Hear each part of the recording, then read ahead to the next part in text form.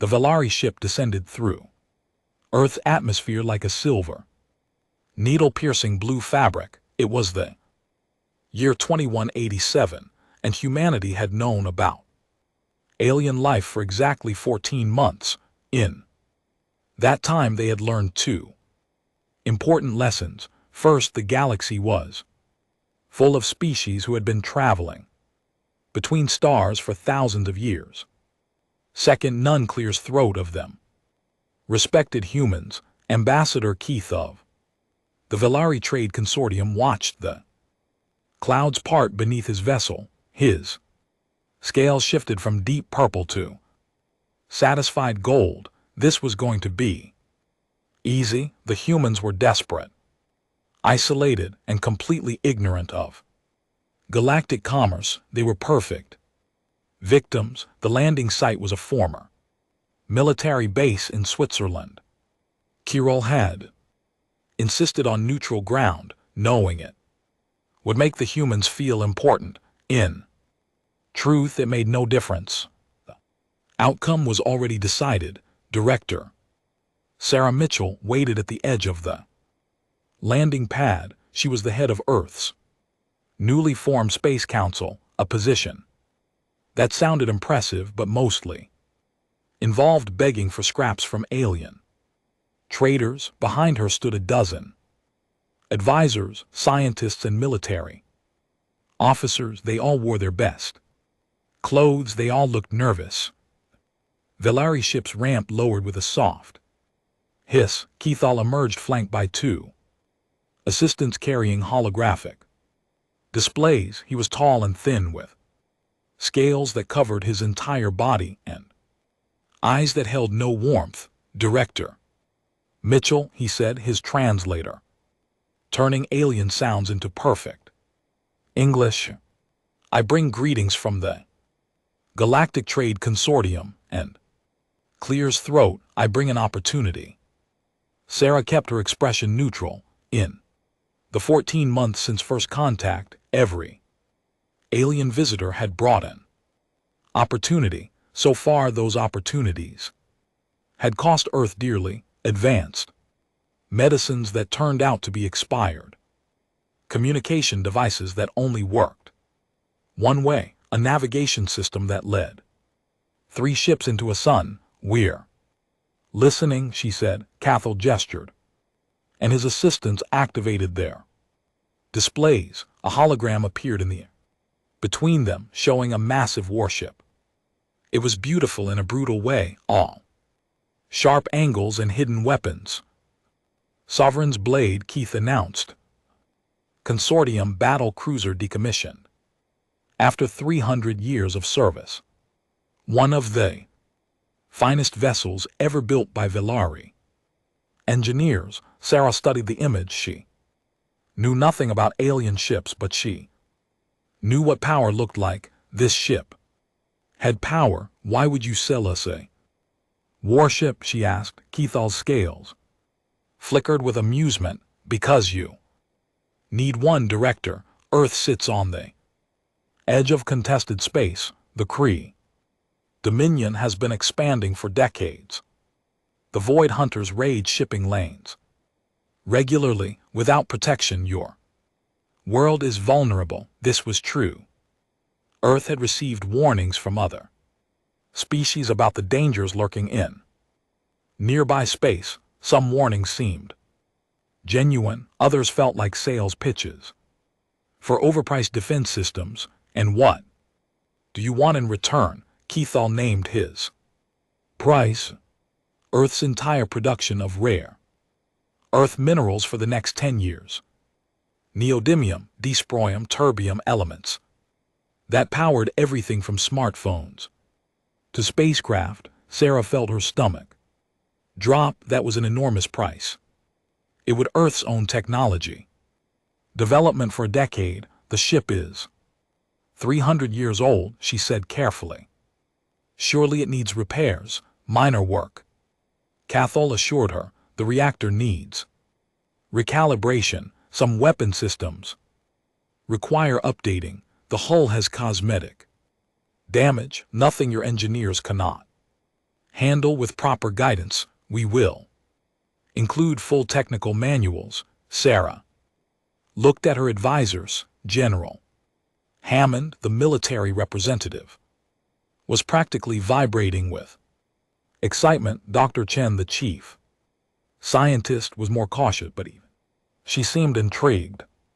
We need to inspect the vessel, Sarah said. Keith had anticipated this. Of course I will. Transport your team to the ships. Current location immediately. 3 days. Later, a human inspection team stood in the engineering bay of the Sovereigns. Blade, the ship floated in orbit around Neptune, hidden from casual observation. It was even more impressive in person than in the hologram. Chief Engineer Maya Chen walked through the corridors. With growing wonder, she had spent her career building spacecraft. Compared to this vessel, her greatest achievements were paper airplanes. The power output alone, she murmured, studying a display panel. This reactor could light up half of North America. The Velari guide smiled. His name was Threx, and he had been assigned to make sure the humans saw exactly what they were supposed to see, nothing more. Velari engineering is unmatched, he said proudly. This ship survived 12 major battles. It destroyed a CRT destroyer fleet at the Battle of Crimson Nebula. Maya nodded absently. She was more interested in the ship itself than its history. As they moved through the vessel, she made notes on her tablet. The reactor room, the weapons deck, the bridge with its panoramic windows. Everything seemed functional. Old, certainly. There were scratches on the walls and dents in the floors, but the bones were good. The structure was sound. What Ma did not see were the hidden problems. The hairline fractures in the reactor core, carefully concealed beneath fresh plating. The weapon systems that had been welded shut after catastrophic malfunctions.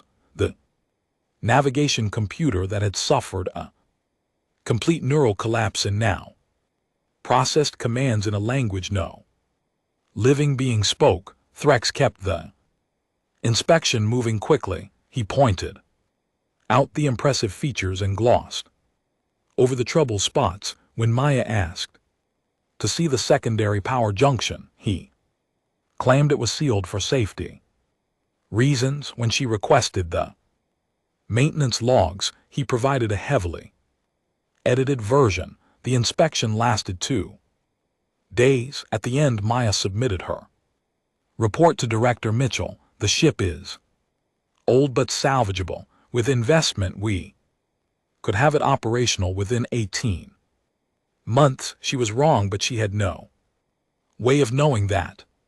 The Velari had spent considerable effort making sure of it. The deal was signed 1 week later. Earth transferred the first shipment of rare earth minerals. The Velari transferred ownership of the Sovereigns. Blade, both sides walked away believing they had won. The Sovereign's blade arrived in Earth orbit on a Tuesday morning. Millions of people watched it descend through the clouds, escorted by a swarm of human spacecraft that looked like insects beside a whale. It was the largest artificial object in Earth's sky, a symbol of humanity's entry into the galactic community. The celebration lasted until the engineering teams went aboard. Maya Chen stood in the reactor room, staring at readouts that made no sense. The reactor was not merely in need of recalibration. The reactor was dying. Cracks ran through the containment vessel like spiderwebs. Radiation leaked from seams that should have been solid. The entire system was perhaps 6 months away from catastrophic failure. This is impossible, she whispered. We inspected this. Her assistant, a young engineer named Jackson, pulled up the original scans.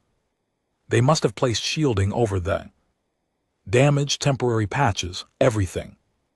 Looked fine on the surface. Maya moved to the weapons deck. The story was the same. The main cannon, supposedly capable of cracking moons, had been fused solid. Someone had welded the firing mechanisms together, probably after an explosion that would have killed the crew. The missile tubes were empty and corroded. The point defense systems responded to commands and error codes. The navigation computer was the worst surprise when Maya activated it. The screen filled with symbols that no one recognized. Notari script, not any known galactic language. The computer had been programmed in a tongue that had died centuries ago, and no one had thought to update it. How bad is it? Director Mitchell asked that evening. Maya sat in the Space Council chamber, surrounded by officials who looked increasingly sick. Bad. The ship is functional in the same way a car with no engine is functional. You can sit in it. You can pretend to drive, but it's not going anywhere. General Hammond slammed his fist on the table. Those alien bastards cheated us. Yes, Mia agreed. They sold us the most expensive paperweight in human history. Director Mitchell closed her eyes. Earth had surrendered. A decade of rare earth production. They had nothing to show for it except a broken ship and shattered pride. Other galactic species would hear about this. They would laugh. The humans had been scammed like children. Can you fix it? Mitchell asked quietly. Maya considered the question. The logical answer was no. The ship needed a complete overhaul. New reactor, new weapons, new navigation systems. It would take years and resources that Earth did not have, but Maya had spent her life fixing things. She had grown up on a farm where nothing was ever thrown away, where broken machines were rebuilt from spare parts and stubbornness. She had built her first engine at 15 from scrap metal and determination. They think they sold us junk, Maya said slowly. They have no idea what junk means to humans. She stood up, gathering her notes. Her mind was already working, seeing not the problems but the possibilities. Get me every engineer on the planet who wants to prove something, she said. Get me the angry ones, the stubborn ones, the ones who don't know how to quit.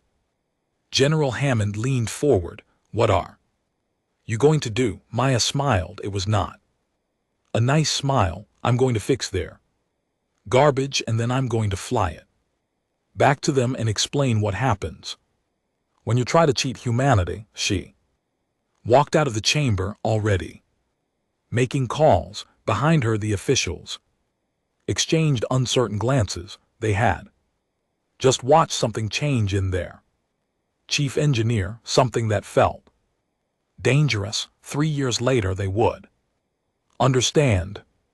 The galaxy would understand. But for now, the work began. The orbital station did not have an official name.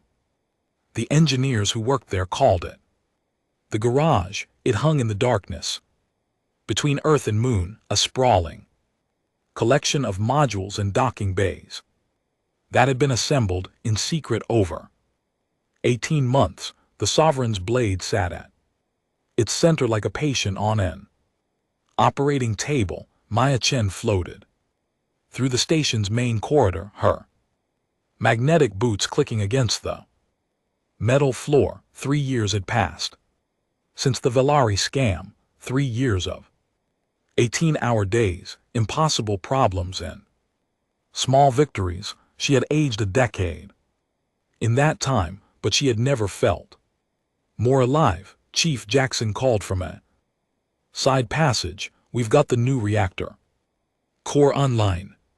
Power output is stable at 300% of original specifications. Maya smiled. The reactor had been there first.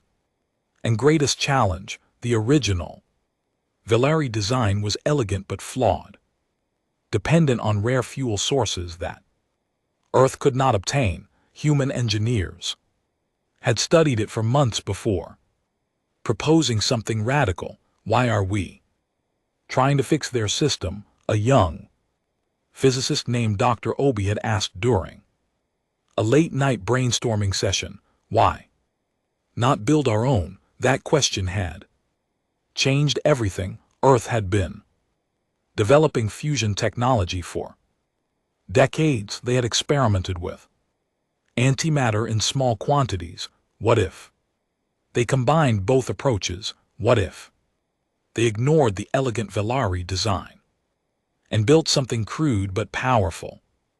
The hybrid reactor was born from that conversation. It was ugly by galactic standards, a brute force solution to a complex problem, but it worked. The new core produced 3 times the power of the original, using fuel that Earth could manufacture domestically. Maya entered the main engineering bay and looked up at the ship. It no longer resembled the vessel the Velari had sold them. The hull gleamed with new plating, reinforced with carbon nanotube latticing that was stronger than the original design. Where there had been cracks and patches, there was now seamless metal. Weapon status, she asked. Jackson pulled up a holographic display. All primary systems operational. The kinetic accelerators are ready for testing. This had been their second revolution. The Velari weapons use concentrated energy beams, standard technology across the galaxy. Every spacefaring species had developed shields to deflect such attacks. The result was wars of attrition where ships circled each other for hours waiting for shields to fail. Human military history offered a different approach. Humans had spent thousands of years throwing rocks at each other. They had developed this simple concept into an art form, from slings to catapults to cannons to rail guns. The kinetic accelerators on the rebuilt ship fired solid projectiles at a significant fraction of light speed. No energy signature to detect, no beam to deflect, just mass and velocity. The oldest weapons in the universe, delivered with terrifying precision. General Hammond had watched the first test firing with tears in his eyes. Target drone had vanished in a flash of superheated metal. Beautiful, he had whispered. Absolutely beautiful. The galaxy had forgotten about kinetic weapons. They were primitive, dirty, and inelegant, exactly the kind of thing they expected from humans. They would not expect humans to make them effective. Maya took a lift to the navigation deck where a team of linguists and programmers worked in controlled chaos. This had been their strangest challenge. The navigation computer spoke a dead language and no translation existed. Dr. Sarah Okonkwo, the team's lead linguist, had approached the problem like an archaeologist decoding ancient texts. She had spent 18 months analyzing the alien symbols, looking for patterns and meanings. Breakthrough came when she realized the language was not truly dead. It had simply evolved. The Velari don't know their own history, she had explained to Maya. This language was their ancestors' tongue from before they joined the consortium. It changed over centuries, but the roots remained the same. Working backward from modern Velari, her team had reconstructed the ancient language, and in doing so, they had discovered something unexpected. Chief, Dr. Okonkwo said as Maya entered, "We finished translating the star Charts, she activated a display showing a three-dimensional map of nearby space. Red dots mark various locations. Throughout territory, these are military installations, Okonkwo said. Hidden bases, supply depots, sensor stations. The Velari thought this data was unreadable. They never bothered to delete it. Maya studied the map with growing amazement. The Velari had given them a complete picture of their defensive network, every strength and weakness, every blind spot and vulnerability. They didn't just sell us a broken ship, Ma said quietly. They sold us their secrets. Word of the human reconstruction project had leaked to the wider galaxy. Despite all efforts at secrecy, the consortium received reports of unusual activity in Earth orbit. Ships coming and going, energy signatures that did not match any known technology. Ambassador Keith dismissed the reports with a wave of his scaled hand. They're probably trying to salvage parts, he told his colleagues. The fools actually think they can fix it. The consortium laughed. The idea of primitive humans rebuilding Ari warship was absurd. They lacked the knowledge, the materials, and the understanding. It would be like cave dwellers trying to repair a quantum computer. This attitude of contempt was common across the galaxy. Humans were newcomers, barely out of their gravity well, with no understanding of how things worked. They were customers at best, victims at worst. None of them considered an alternative. None of them imagined that humans might not try to fix the ship the Velari way. None of them suspected that humans might build something entirely different. On the garage, Maya called a meeting of her senior engineers. Final systems check, she announced. Go through everything. I want the ship ready for its first flight test. The reports came in one by one. Reactor operational, weapons operational, shields operational with modifications, navigation operational with full translation, life support operational with improvements, hull integrity exceeding original specifications.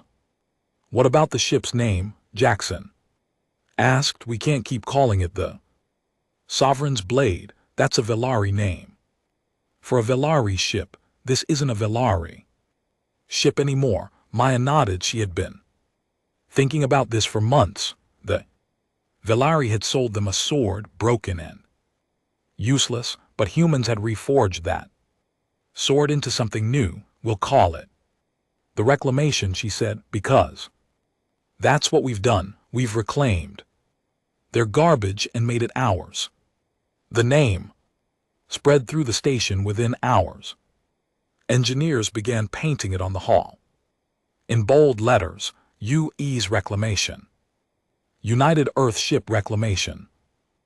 Reminder of what had been taken and what had been rebuilt. Admiral James Okonkwo arrived at the station 1 week later.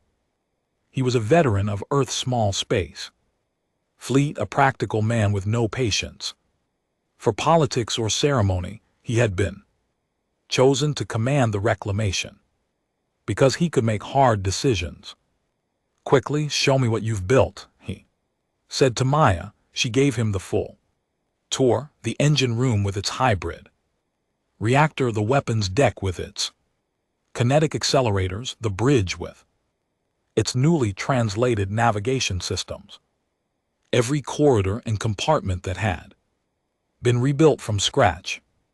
Admiral Okonkwo listened without interrupting. He examined the technical specifications. He asked pointed questions about capabilities and limitations. At the end, he stood on the bridge and looked out at the stars. How fast can we reach Velari space? He asked. Maya checked her calculations. 14 days with the new drive system, and can we win a fight when we get there? Against one ship, easily against their entire defense fleet. Maya paused. We haven't tested that scenario, Admiral. Okonkwo smiled. It was a cold expression. Then I suppose we'd better find out. The test flight began at midnight Earth time. The Reclamation disengaged from the garage and drifted into open space. Its running lights glowed blue against the darkness. Its hull shimmered with the faint energy of charged shields. On the bridge, Admiral Okonkwo sat in the command chair. Around him, a crew of 200 men and women. Prepared for the unknown, they were all volunteers. They all understood the risks. Navigation, the Admiral said. Plot a course for the outer solar system. Let's see what the ship can do. The Reclamation accelerated smoothly, pushing toward Neptune and beyond. The hybrid drive purred with power. The inertial dampeners kept the crew comfortable at speeds that should have killed them. Earth's monitoring stations tracked the ship's progress with growing amazement. The Reclamation was fast. Faster than any human vessel ever built. Faster than the Velari specifications had promised. We're receiving optimal performance across all systems, Jackson reported. Power output is stable. Weapons are hot. Navigation is perfect. Maya stood at the engineering station, watching data flow across her screens. 3 years of work, 3 years of struggle and frustration and triumph. All of it led to this moment. Weapons test. Admiral Okonkwo ordered. Target the asteroid at coordinates 773. The kinetic accelerators fired. A series of metal slugs streaked through space at incredible velocity. 3 seconds later, an asteroid the size of a small mountain vanished in a flash of fragmented stone. Direct hit, the weapons officer reported. Target destroyed. Admiral Okonkwo nodded with satisfaction. He looked at Maya and spoke quietly. Send a message to Director Mitchell. Tell her the Reclamation is ready. Mia felt her heart racing. Ready, such a simple word for such a complex meaning. Ready to fly, ready to fight, ready to show the galaxy what humanity could do. She thought about the Velari who had cheated them. She thought about Ambassador Keith and his smug smile. She thought about all the species who had laughed at the stupid humans with their broken ship. They would not be laughing much longer. The Reclamation turned toward home, its mission complete. Behind it, the destroyed asteroid drifted as dust and debris, a warning written in the language of physics. In spite, humanity was coming and they had learned how to fight. The Reclamation dropped out of hyperspace above Velari Prime like a ghost appearing from fog. One moment the sky was empty, the next a warship hung in orbit, its hull gleaming under the light of the alien sun. Admiral Okonkwo watched the planet below through the bridged panoramic windows. Velari Prime was a beautiful world, all purple forests and silver oceans. 8 billion Velari lived on its surface, going about their daily lives completely unaware of what was about to happen. Sir, the communications officer said, we're being hailed by planetary defense. They're demanding identification. Let them wait, Okono replied. Navigation. Confirm our position. I want to be sure we're exactly where they can see us. Reclamation had traveled for 12 days to reach this point. 12 days of careful planning and quiet anticipation.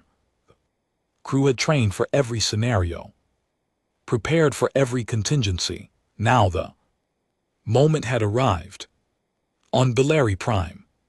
Surface, Ambassador Keith was enjoying his morning meal when his assistant burst into the dining room. The young Velari scales had gone pale with fear. Ambassador, there's a ship in orbit. WarShip, it's the one we sold to the humans. Keith all nearly choked on his food. That's impossible. That ship was destroyed years ago. The reactor should have failed within months. I've confirmed the identification signature. It's the same vessel, but the energy readings are. The assistant trailed off, unable to find words. Are what? They're 3 times higher than our original specifications. Keith stood so quickly that his chair fell backward. He rushed to his communication terminal and connected to the planetary defense network. What he saw made his scales turn the color of ash. The ship in orbit was indeed the Sovereign's blade, but it had been transformed. The hull was different, reinforced with materials that glowed faintly in the sensor scans. The weapons arrays had been completely redesigned, and the power output was impossible. How did they do this? Cathro whispered.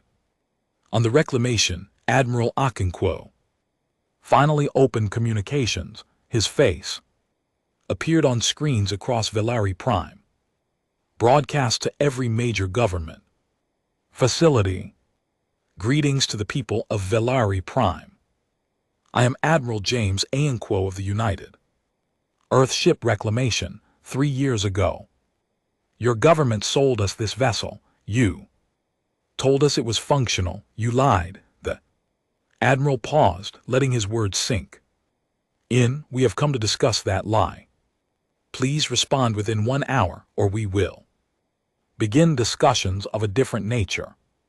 The transmission ended. Panic spread across the planet like wildfire. Defense Commander Vrathel scrambled his fleet. Within 30 minutes, 12 Velari warships rose from orbital stations in military bases, forming a defensive line between the human vessel and the planet. They were modern ships equipped with the latest weapons and shields. Each one was crewed by experienced soldiers.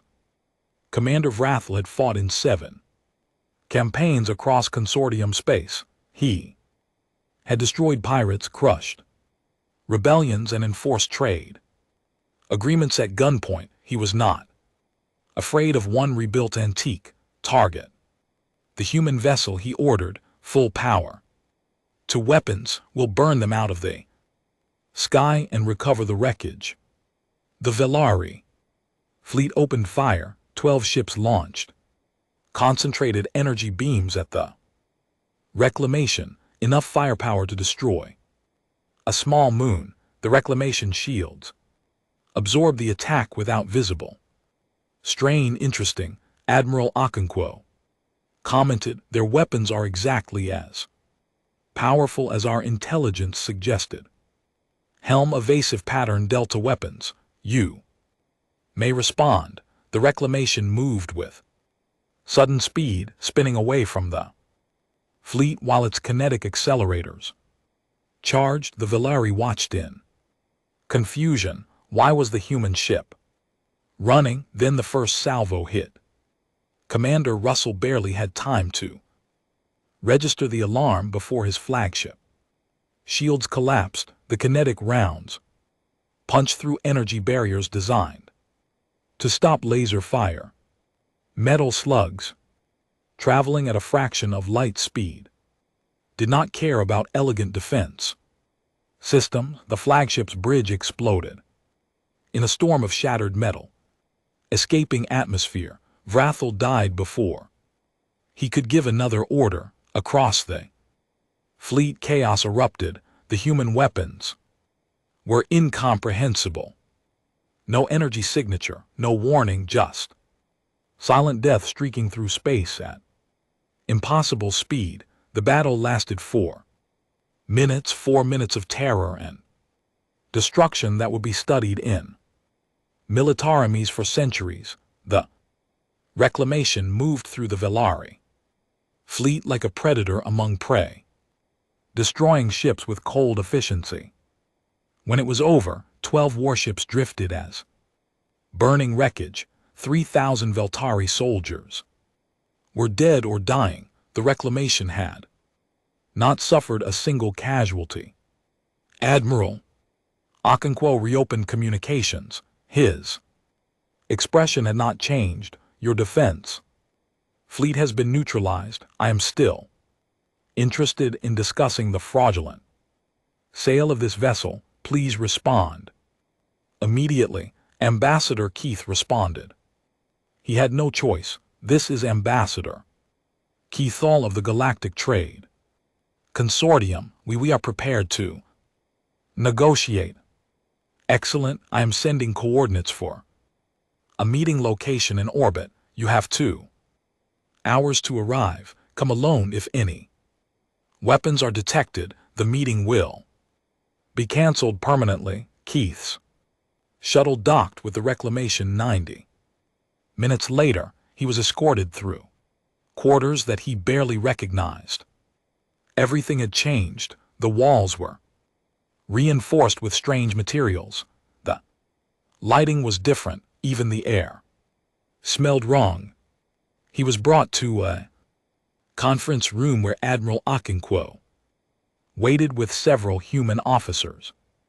Director Sarah Mitchell appeared on a view screen representing Earth's government. Ambassador, the Admiral said, please sit. Keithall sat. His scales shifted through colors of fear and anger. 3 years ago, Director Mitchell began, your government sold us this vessel for the price of a decade's worth of rare earth minerals. You claimed it was functional. You knew it was garbage. There may have been some miscommunication about the ship's condition. Keith started. There was no miscommunication. Your inspection teams concealed the damage. Your engineers provided falsified documentation. You deliberately sold us a vessel that should have exploded within months. Cathal said nothing. There was nothing to say. We have reviewed your original files. Admiral Okonkwo said, we know exactly what you did. We also know this was not the first time. The consortium has been cheating younger species for centuries. He activated a holographic display. Names and dates filled the air. Transaction after transaction, fraud after fraud, species who had paid fortunes for worthless technology, civilizations that had collapsed under the weight of consortium debts. The Karathi, the Silken, the deep ones of Cygnes, all cheated, all exploited, all forgotten. Keithall's scales went pale. How do you know this? Your navigation computer, you thought it was unreadable. Our linguists decoded it. Every record, every secret route, every hidden file. We know everything. Director Mitchell leaned forward on her screen. Here are our terms: full reparation for the fraudulent sale, return of all rare earth minerals transferred to the consortium, compensation equal to double the original value. That's impossible. Keith protested. The council will never agree. They will agree, Admiral Okonkwo said quietly, or we will begin visiting other consortium worlds. We have the star charts, we have the weapons, and we have 3 years of anger to work through. Keith looked at the humans around him. Their faces were calm, almost pleasant, but their eyes held something cold and patient. There is also the matter of other species. Director Mitchell continued, we will be sharing our information with the Karathi, the Silken, and everyone else. The consortium has cheated. They will be seeking their own reparations. You'll destroy us, Keith whispered. No, the Director replied, "We'll hold you accountable. What happens after that is up to you." The negotiations lasted 3 days. The Consortium Council initially refused all demands, then slowly began to surrender as the reclamation took up position above their capital. The ship did not fire, it did not need to. Its presence was threat enough. Word spread across the galaxy with astonishing speed. The humans had rebuilt the broken warship. The humans had defeated the Velari fleet in 4 minutes. The humans had secrets that made the Consortium tremble. On a dozen world species who had been cheated by the Consortium began to hope. On 100 more governments began to reconsider their attitude toward Earth.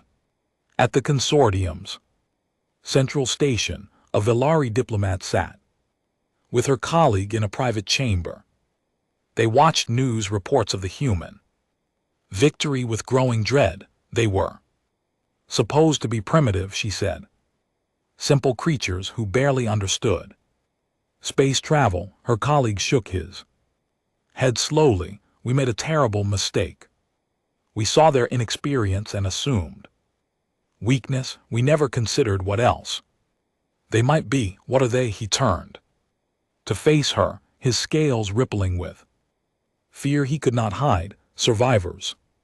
Fighters, a species that spent its entire history struggling to survive. We sold them a broken sword and they forged it into something greater than anything we could build. He looked back at the news feed, at the image of the reclamation hanging in orbit above their home world. We awakened something dangerous, and now the galaxy will never be the same. The news spread across the galaxy like a shock wave. Within days of the confrontation, every major species knew what had happened. The primitive humans had rebuilt a broken warship and humiliated one of the Consortium's founding members. The impossible had become real. In the council chambers of 100 worlds, officials gathered to discuss what this meant. Some dismissed it as a fluke, a lucky victory that would never be repeated. Others saw something more troubling. The humans had not just won a battle, they had exposed the Consortium's darkest secrets. On Earth, Director Mitchell faced a different kind of challenge. The reclamation had returned home victorious, but victory brought complications. Other species were suddenly very interested in human friendship. Messages flooded the space council's communication systems. Requests for alliance, offers of trade, desperate pleas for help. The Karathi want to meet with us, her assistant reported. They're one of the species the Consortium cheated. They lost their entire merchant fleet in a fraudulent deal 40 years ago. Mitchell nodded. Schedule the meeting and start making a list. Every species mentioned in those files. I want to know who they are and what they lost. The list grew longer. Every day, the Consortium had been operating at scam for centuries, preying on younger species who knew no better. Dozens of civilizations had been cheated, exploited, and discarded. Some had recovered, many had not. Maya Chen watched these developments from the garage where she continued to supervise the reclamation's maintenance.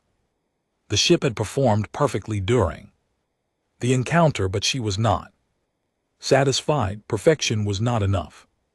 She wanted improvement. We're starting construction on 2 more ships, she told her team. Same basic design, but with upgrades based on what we learned. I want them ready within 18 months. That's an aggressive timeline, Jackson pointed out. The galaxy is watching us. Every species out there is deciding whether to fear us or befriend us. I Want to give them a reason to choose. Carefully. Back on Prime, Ambassador Keithel faced the consequences of his failure. The consortium clears throat council stripped him of his position and assets. He was not executed only because humans had specifically requested that no one be harmed. This mercy was almost worse than punishment. It made the humans look generous while making the Bellari look brutal. The reparations process began.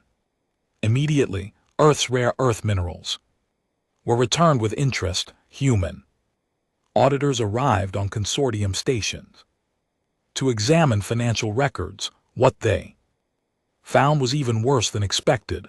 They didn't just cheat us, Director Mitchell reported to the Space Council. They've been running this operation for 500 years, billions of credits stolen, entire economies destroyed, species that went extinct because they couldn't recover from consortium fraud.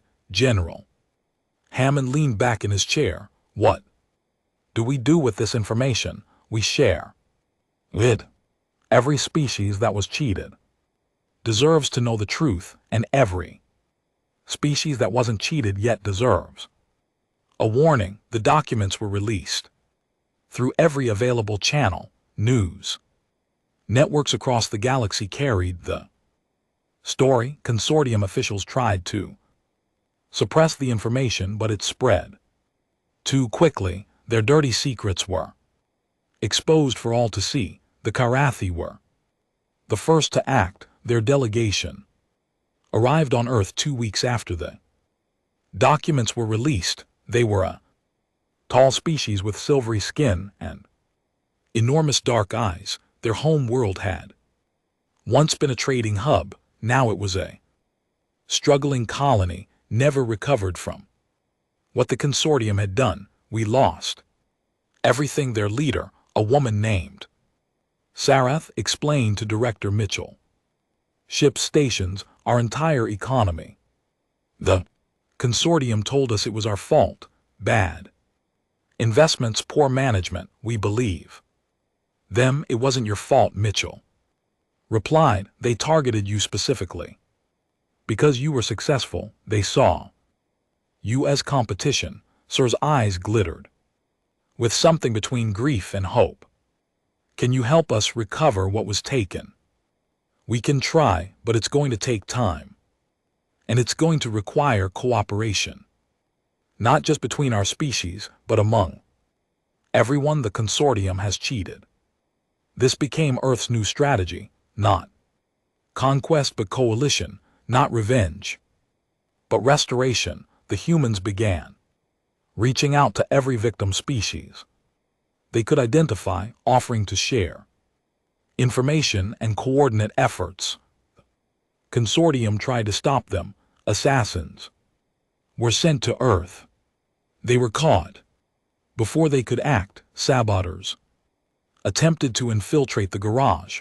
They were discovered and expelled. Bribes were offered to human officials. They were refused and publicly reported.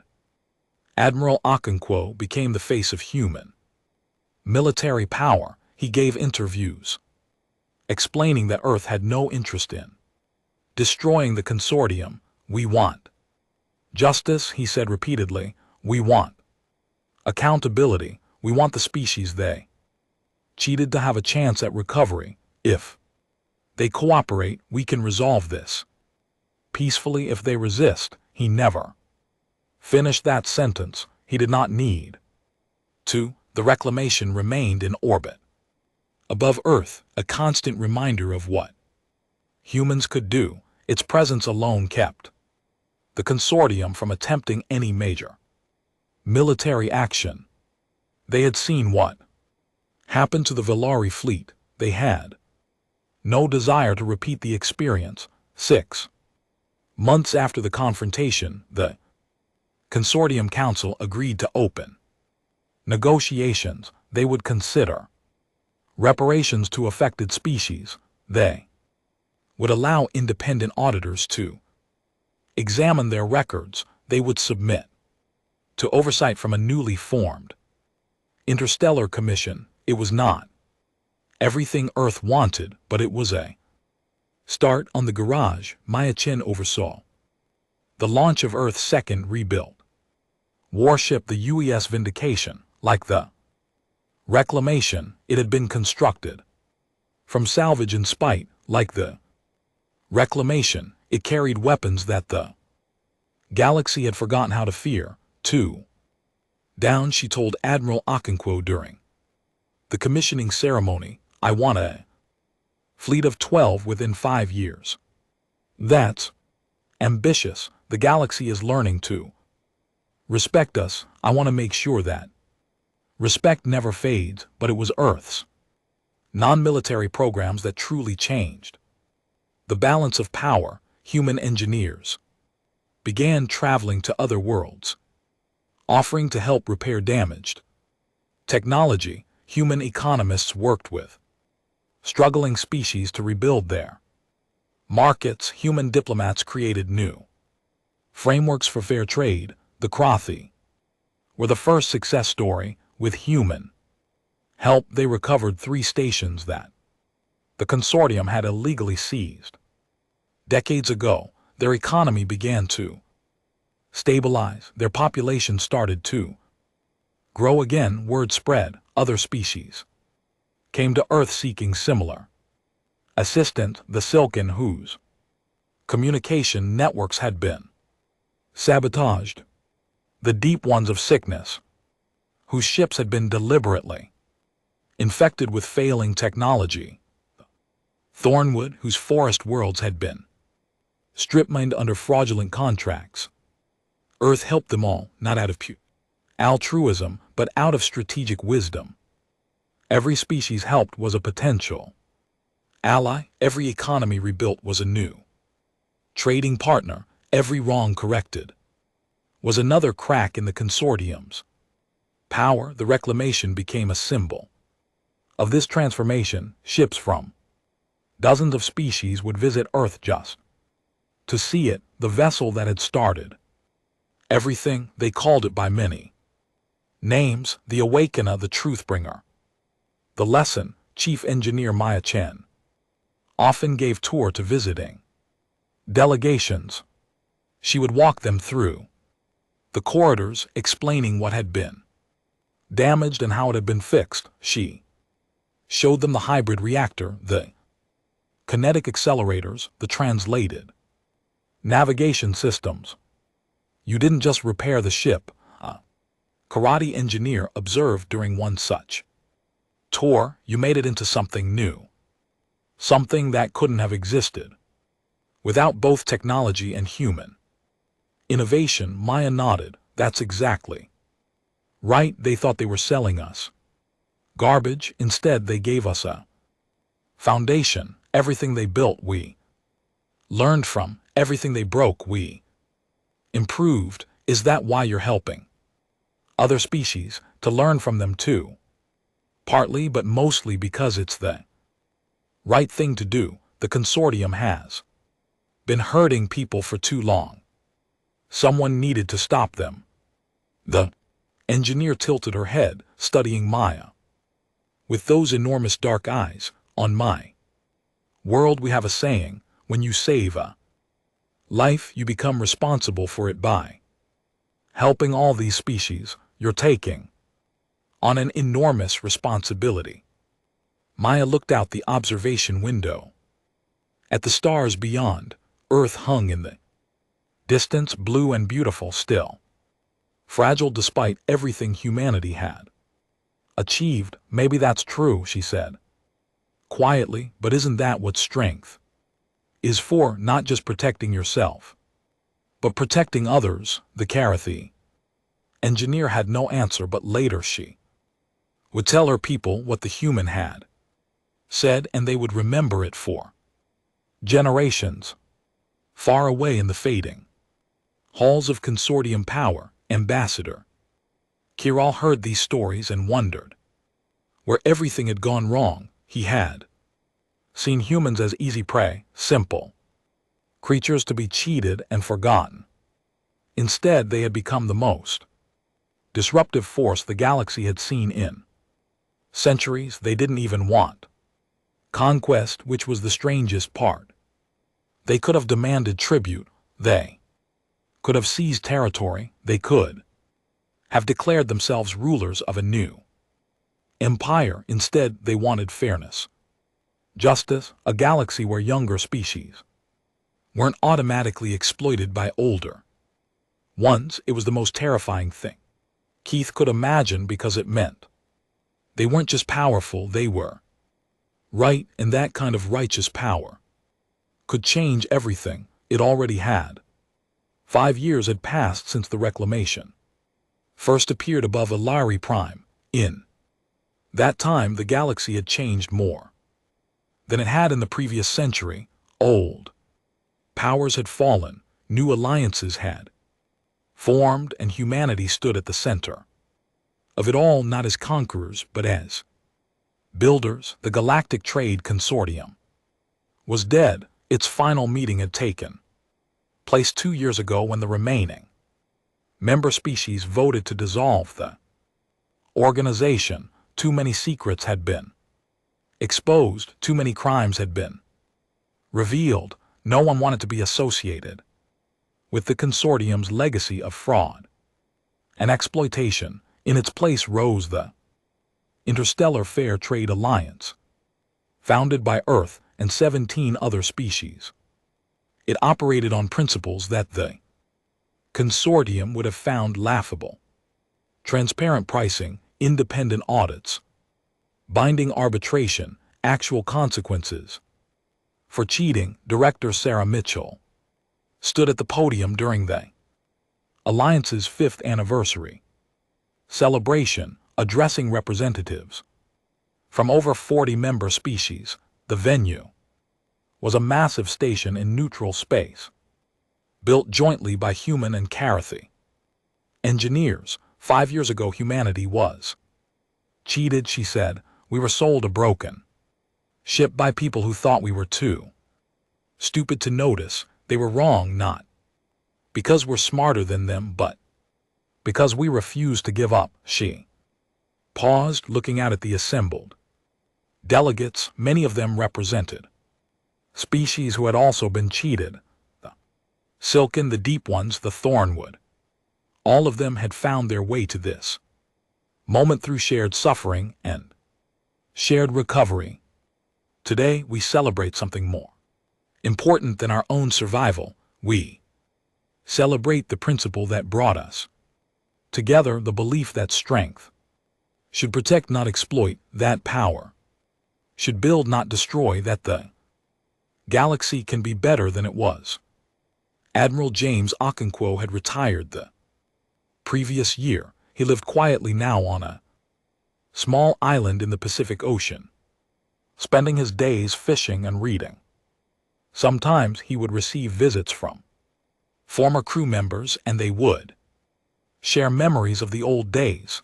The reclamation had been decommissioned as a military vessel. It now served as a museum permanently stationed in Earth orbit.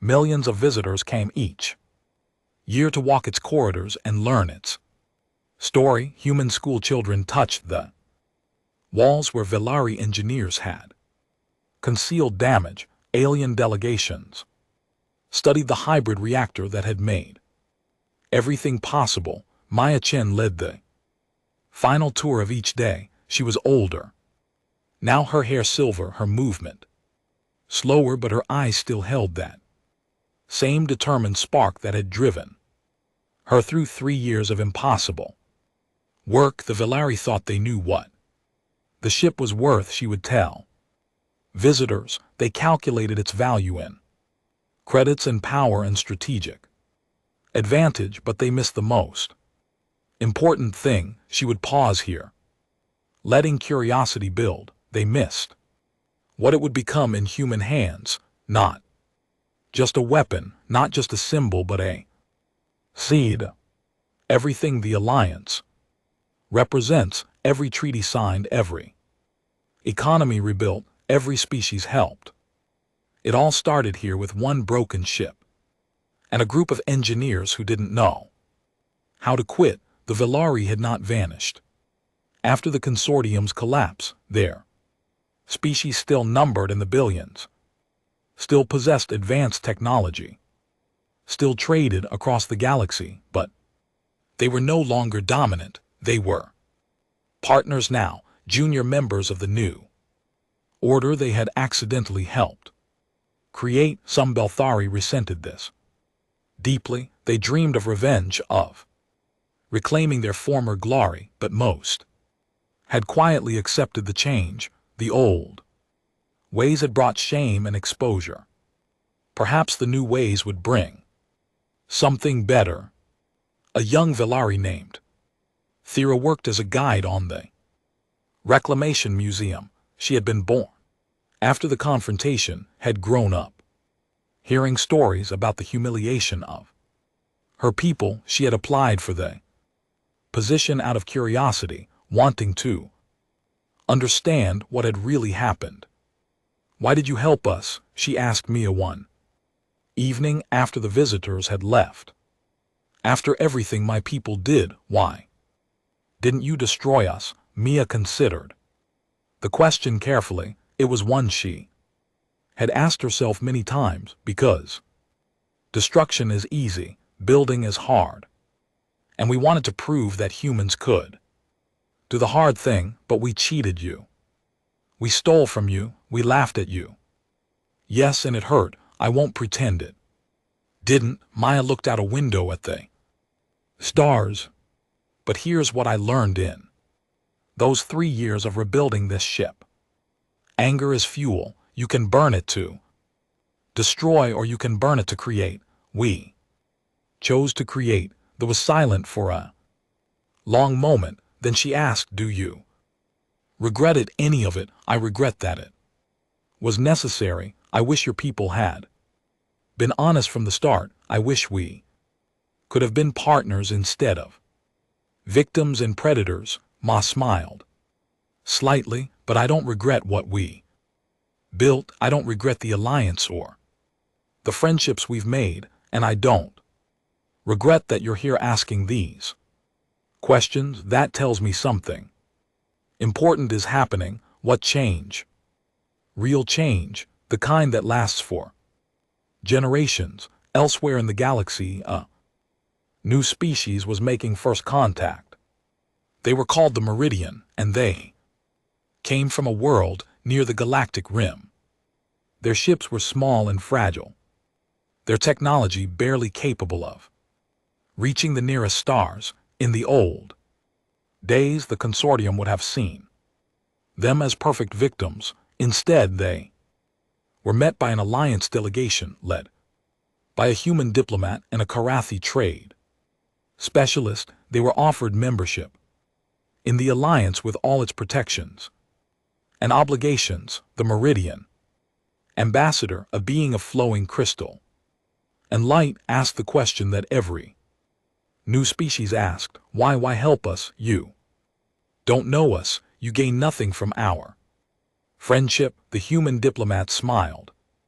It was the same answer every ambassador gave. "Because once we were, you knew, vulnerable, easy to cheat. We got lucky. Someone tried to scam us, and we were stubborn enough to survive it. Now we make sure others don't have to be that lucky." The Meridian joined the alliance. A month later, they brought with them a unique understanding of crystal-based computing that would revolutionize data storage across the galaxy. But that was not why they were welcomed. They were welcomed because the alliance was not about exploitation. It was about potential. On Earth, Director Mitchell had also retired. She lived in Geneva, now not far from the site where Ambassador Keith had first landed all those years ago. Sometimes she would walk to the old landing pad and remember how nervous she had been, how desperate, how completely outmatched. "We didn't know anything," she told visitors who came to hear her stories. We thought we were entering a friendly universe. We thought alien civilizations would welcome us. We had no idea how naive we were. But you survived, they would say. You won. We survived because of spite and stubbornness. We won because we had engineers who treated impossible problems as personal insults, and we built something better because we couldn't stand the alternative. Reclamation floated silently in Earth orbit, catching sunlight on its reinforced hull. It was old now, outdated by newer ships with better technology, but it would never be destroyed. It would never be forgotten. It was a reminder of what humans had suffered, of what they had overcome, of what they had chosen to become. The galaxy had once asked, what can we take from them? They had seen humans as resources, as victims, as easy prey. Now, the galaxy asked a different question. What can we build together? And that question, born from betrayal and rebuilt from wreckage, had changed everything. In the museum's main gallery, a plaque bore the words that Maya Chen had spoken at the Reclamation's commissioning ceremony so many years ago. Visitors from dozens of species would stop to read them, to photograph them, to translate them into their own languages. The words were simple, human words for human truth that had become galactic wisdom. They sold us junk, we made it into something greater. That's not revenge, that's not justice, that's just what we do. We take what's broken and we fix it. We take what's been thrown away and we make it valuable. And if someone tries to cheat us, we don't just survive, we build something better than they could ever imagine. The stars turn slowly outside the museum's windows. Somewhere in the darkness, ships travel between worlds in peace. Somewhere, new species were discovering that the galaxy was not as cruel as it used to be, and it had all started with one broken warship sold by cheaters to a species too stubborn to accept defeat. That was humanity's gift to the galaxy. Not technology, not weapons, not conquest, hope, the audacious, unreasonable, absolutely human belief that tomorrow could be better than today. The galaxy was still learning what that meant, but they had a good teacher, a ship made from spite and rebuilt with love.